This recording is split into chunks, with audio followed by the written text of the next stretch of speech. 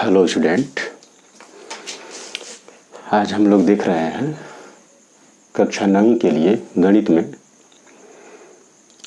रेखाएं और कोण में यदि एक तिर्यक रेखा दो समांतर रेखाओं को काटती है तो प्रत्येक एकांतर अंतः कोण युग्म के कोण बराबर होते हैं। तो देखिए, ज्ञात है एक तिर्यक रेखा दो समांतर रेखाओं को ज्ञात है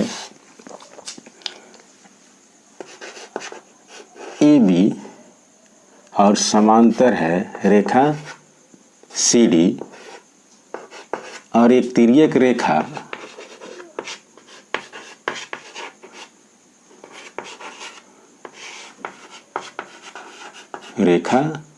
यल है। तो देखा जाए, ये समांतर रेखाएं हैं।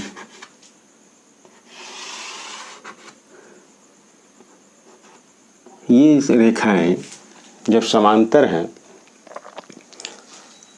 तो यह ए और बी है, सी और डी है।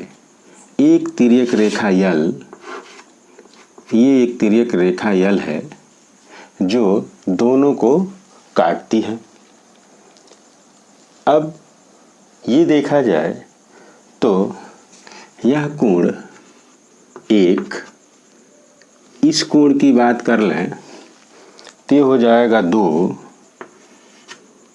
3, यहाँ लिख दें 4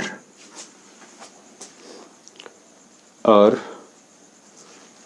यह 5 और ये 6 है। तो हमको क्या सिद्ध करना है? प्रत्येक एकांतर अंतः कोण युग्म सिद्ध करना है।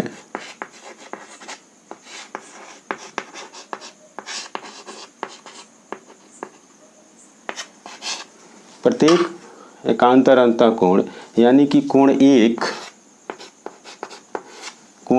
कोण 2 के बराबर होगा और कोण 4 कोण 3 के बराबर होगा।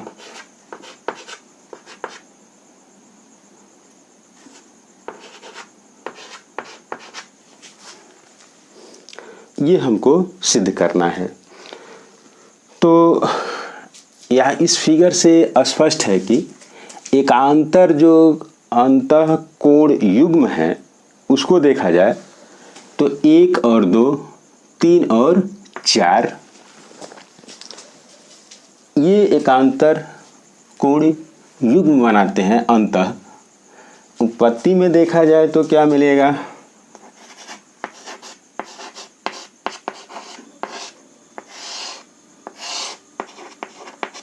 ये थोड़ा सा ध्यान दिया जाए कि देख रहे हैं कि CD रेखा को ये जो L है काट रही है, तो इसके द्वारा शीर्षाभिमुख कोण बन रहे हैं। जब शीर्षाभिमुख कोण बन रहे हैं तो हम ये लिख सकते हैं कोण 2 कोण 5 के बराबर होगा और कोण 3 कोण 6 के बराबर होगा। तो हम ये लिख सकते हैं शीर्षाभिमुख कोण होने के कारण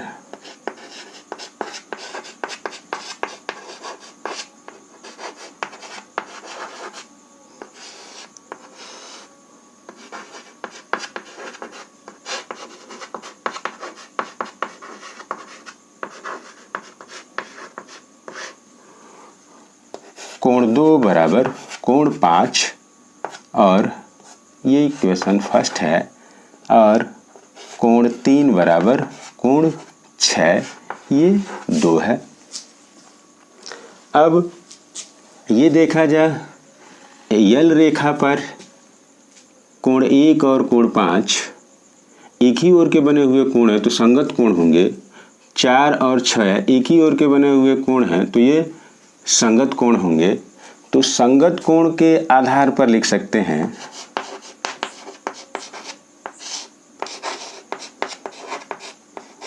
संगत कोण से हम लिख सकते हैं कोण 1 बराबर 5 और ये लिख सकते हैं कोण 4 बराबर ये होगा कोण 3। अब समीकरण लगा दिया जाए 1 और 3 से। समीकरण 1 और 3 से क्या मिलेगा ये देखा जाए। समीकरण 1 और 3 से क्या है, कोण 2 कोण 5 के बराबर है और कोण 1 कोण 5 के बराबर है। तो यहाँ से हम लिख सकते हैं कि कोण 1 बराबर कोण 2, ये मिल गया। क्योंकि 5 देख रहे हैं यहाँ भी है और यहाँ भी है, तो कोण 1 कोण 2 के बराबर होगा। समीकरण 2 और 4 से देखें क्या मिलेगा। कोण 3 6 के बराबर है और कोण 3 4 के बराबर है। तो ये लिख सकते हैं कोण 4 बराबर कोण 6।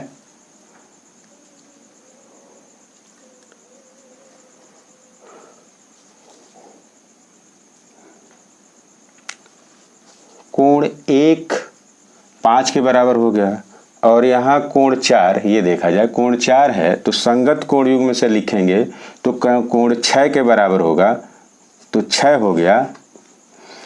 अब कोण यहाँ से देखा जाए 2 और 4 से, तो कोण 3 कोण 6 के बराबर है और कोण 6 कोण 4 के बराबर है। तो ये हम लिख सकते हैं कि कोण 3 जो होगा वो 4 के बराबर होगा। इस प्रकार ये हम देख रहे हैं, स्पष्ट रूप से लिख सकते हैं कि अतः कोण 1 बराबर कोण 2 और कोण 3 बराबर कोण 4। ये हमारा सिद्ध हो जाता है कि एकांतर प्रत्येक एकांतर अतः कोण युग्म के कोण बराबर होते हैं।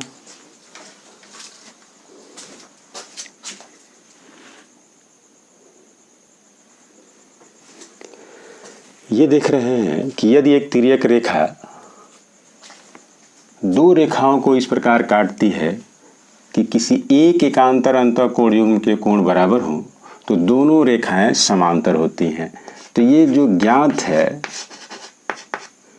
ये देखा जाए तो एक तिर्यक रेखा यल दो रेखाओं AB और CD को काटती है। अब ये एक समांतर रेखा है A, B, C और D। यह एक तिर्यक रेखा यल है जो यहाँ P और Q बिंदु पर काटती है। अब क्या कह रहा है, इसके एकांतर अंतःकोण युग्म, तो ये कोण 1 हो और ये 2, यानी कि कोण 1 और कोण 2 एकांतर अंतःकोण कोण बनाएंगे। तो सिद्ध क्या करना है,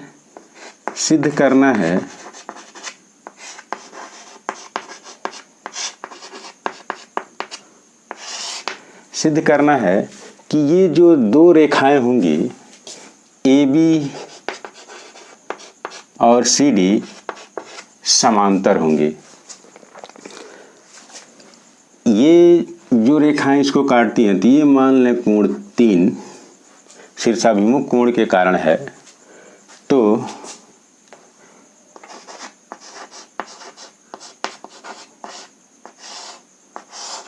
ये हम लिख सकते हैं कि शीर्षाभिमुख कोण होने के कारण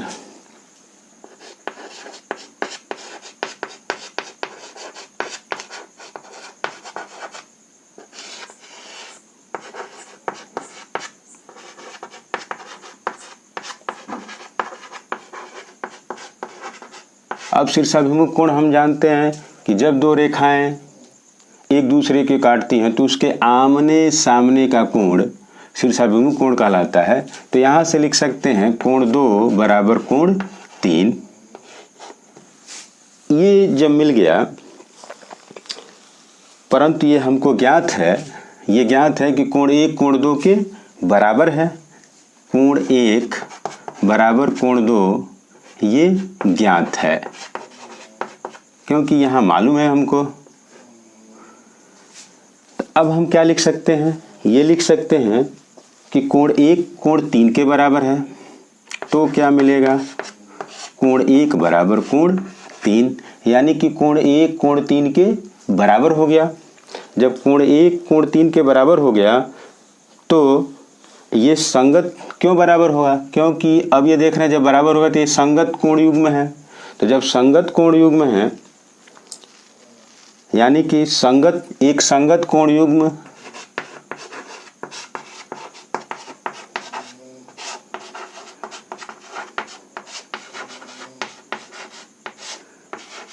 बराबर हैं